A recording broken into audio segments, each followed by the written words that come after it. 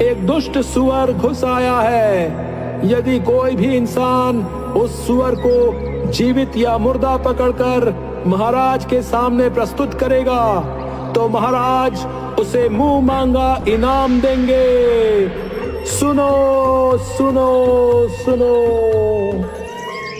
सुअर इतना ज्यादा खतरनाक था कि किसी की भी हिम्मत नहीं हुई उसे पकड़ने के लिए जाए और अपनी जान जोखिम में डाले। मंत्री जी, क्या आपने राज्य में मेरी घोषणा नहीं सुनाई? अभी तक कोई भी व्यक्ति उस सुअर को पकड़ने के लिए क्यों नहीं आया? महाराज, मुझे क्षमा कीजिए, लेकिन मैंने पूरे राज्य में ये घोषणा करवाई थी महाराज। मुझे लगता है वो सुअर बहुत खतरनाक है, इसलिए कोई भी व्यक्ति जानबूझकर अपनी जान को जोखिम में नहीं डालना चाहता महाराज। मंत्री जी, यदि ऐसा ही रहा तो वो सुअर हमारे पूरे राज्य का विनाश कर देगा। महाराज, उस सुअर को पकड़ना या फिर मारना किसी आम आदमी के बस की बात नहीं है। मुझे लगता है मुझे अपनी शर्त को बदलना होगा। इसलिए मंत्री जी, तुम जाओ और पूरे राज्य में ये घोषणा कर दो, यदि कोई भी मुझे उस सुअर को जीवित या मुर्दा पकड़ कर देगा तो मैं उसे अपना आधा राज्य तथा अपनी राजकुमारी का विवाह भी उसी वीर के साथ करवा दूंगा। जैसा आप कहे महाराज।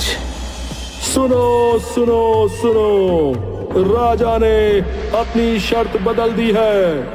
अब यदि कोई इंसान उस सुअर को जीवित या मुर्दा लाकर राजा को देगा तो राजा उसे अपना आधा राज्य दे देंगे तथा अपनी पुत्री का विवाह भी उसी के साथ कर देंगे। सुनो सुनो सुनो।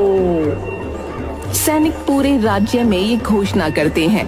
उन सैनिकों की बात दो भाई चुपचाप खड़े होकर सुन रहे थे। बड़े भाई का नाम बिलुआ था और छोटे का नाम कलुआ था। बिलुआ बड़े ही कुटिल स्वभाव का था, जबकि कलुआ को तो मानो गाय भांति भोला था। वो दोनों ही बहुत गरीब थे। अरे कलवा, क्या तुमने भी वही सुना जो मैंने सुना है? हाँ भैया, आपने एकदम ठीक ही सुना है। अरे अब तो मैं ही उस सुअर को मार कर लाऊंगा और राजकुमारी से विवाह कर बन जाऊंगा इस राज्य का राजा। इसीलिए मैं तो चला महाराज के पास। इतना कहकर बिलुआ वहाँ से चला जाता है और कलुआ भी अपने घर की तरफ चला जाता है। महाराज, महाराज, मैं लाऊंगा उस दुष्ट सुअर को मारकर। राजकुमारी से तो सिर्फ मैं ही विवाह करूंगा। आप विवाह की तैयारी कीजिए महाराज, मैं जल्दी ही वापस आऊंगा।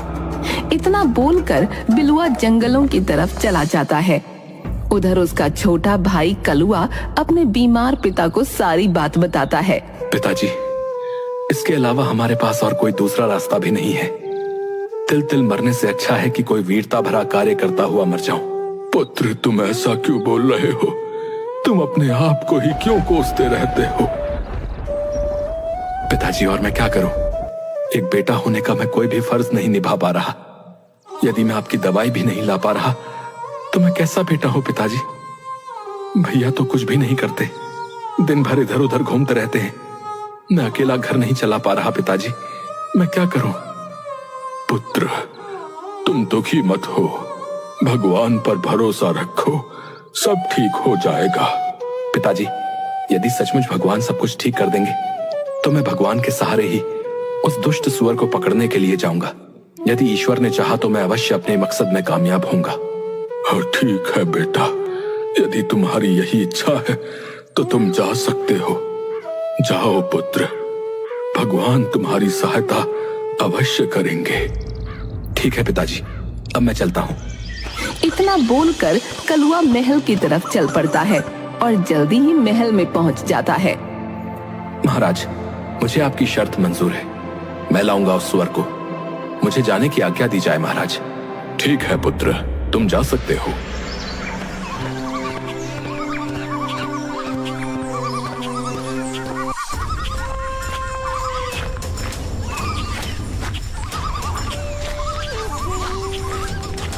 अरे बाप रे बाप, सुबह से घूमते घूमते तो मुझे दोपहर हो चुकी है। अभी तक मुझे वो सुअर नहीं दिखाई दिया। इतना कहकर बिलुआ फिर आगे बढ़ता है और इधर उधर सुअर को ढूंढने लगता है। अरे राम राम राम राम, इतनी कड़कती धूप में मुझसे चला नहीं जा रहा है। भाड़ में जाए वो सुअर। अब तो मैं इससे आगे और नहीं चल सकता। मैं ऐसा करता हूँ कि इसी पेड़ के नीचे लेटकर थोड़ा सा आराम कर लेता हूँ। इतना कहकर बिलुआ उसी पेड़ के नीचे लेटकर सो जाता है। उधर कलुआ बेचारा कड़कती धूप में ही उस सुअर को ढूंढता है। अरे रुक जाओ बेटा, मेरी बात सुनो। कलुआ जैसे ही पीछे मुड़कर देखता है तो उसके सामने एक बूढ़ा बौना आदमी खड़ा था, जिसके हाथ में एक तलवार थी। बोलिए बाबा, आप मुझसे क्या कहना चाहते हैं? अरे बेटा, तुम तो कितने कठोर हो। इस कड़कती धूप में भी पैदल चलकर उस सुअर को ढूंढ रहे हो। वाकई तुम कितने परिश्रमी हो। इसलिए मैं तुम्हें कुछ देना चाहता हूँ पुत्र। बोलिए बाबा, आप मुझे क्या देना चाहते हैं? बेटा, तुम मेरी इस तलवार को ले लो। ये तलवार बहुत शक्तिशाली है। इसके वार से आज तक कोई भी शत्रु नहीं बच पाया। लेकिन बाबा, आप हो कौन और आप ये तलवार मुझे क्यों दे रहे हैं, जबकि आप खुद इस तलवार से उस दुष्ट सुअर को मारकर राजा से बहुत कुछ प्राप्त कर सकते हैं। बेटा, मैं यहीं पास के गांव में ही रहता हूँ। जब मुझे पता चला कि तुम उस सुअर को मारने के लिए जा रहे हो, तो मैंने सोचा कि क्यों ना मैं इस तलवार को तुम्हें दे दूं। क्योंकि बेटा, अब तो मैं बूढ़ा हो चुका हूँ और मैंने अपनी सारी जिंदगी जी ली। लेकिन अभी तुम्हारी तो सारी जिंदगी पड़ी है। इसलिए बेटा, मुझसे ज्यादा तुम्हें इस तलवार की आवश्यकता है। इसलिए तुम इस तलवार को रख लो। ठीक है बाबा, लाइए, मुझे अपनी ये तलवार दे दीजिए।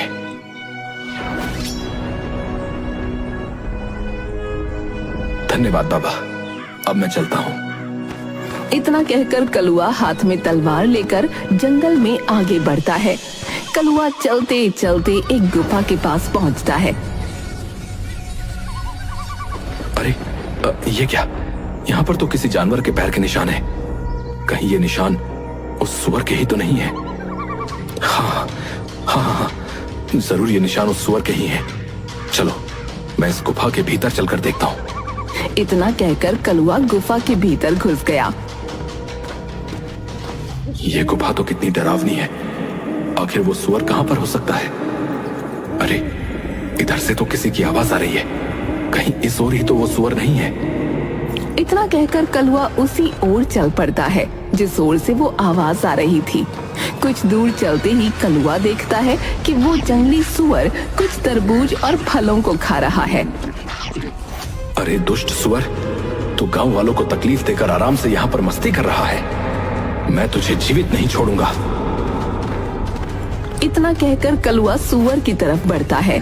सुअर भी इतना खूंखार था कि वो भी कलुआ पर हमला करने के लिए उसकी तरफ बढ़ता है।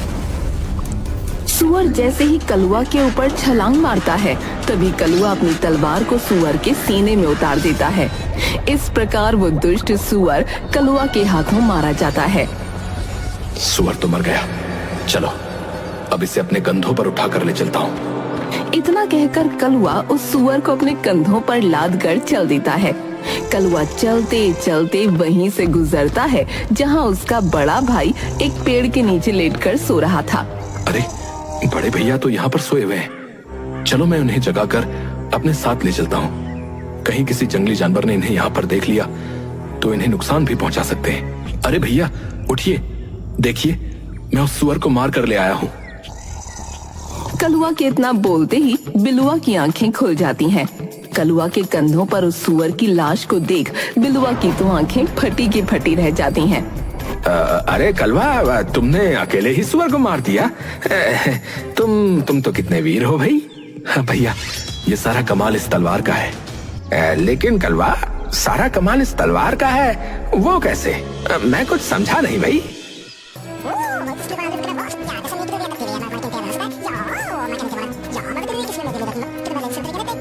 ओ अच्छा, तो कमाल इस तलवार का है। मुझे कुछ भी करके इस सुअर को हथियाना होगा। यदि ये सुअर को लेकर राजा के पास पहुंच गया तो राजा का आधा राज्य तथा राजकुमारी इसकी हो जाएगी। अरे नहीं नहीं, मेरे जीते जी ये कभी मैं नहीं होने दूंगा। क्या हुआ भैया, आप कहाँ खो गए? अरे नहीं नहीं भाई, मैं सोच रहा था कि तुम जो है इस सुअर का शिकार करके काफी ज्यादा थक गए होगे भाई। तुम ऐसा करो, इसी पेड़ के नीचे लेटकर थोड़ा सा आराम करो, मैं अभी तुम्हारे लिए कुछ फल लेकर आता हूँ। तुम थोड़ा सा कुछ खा लो, फिर हम चलेंगे घर को, ठीक है? भैया जैसी आपकी इच्छा, मैं यहीं पर रुक जाता हूँ।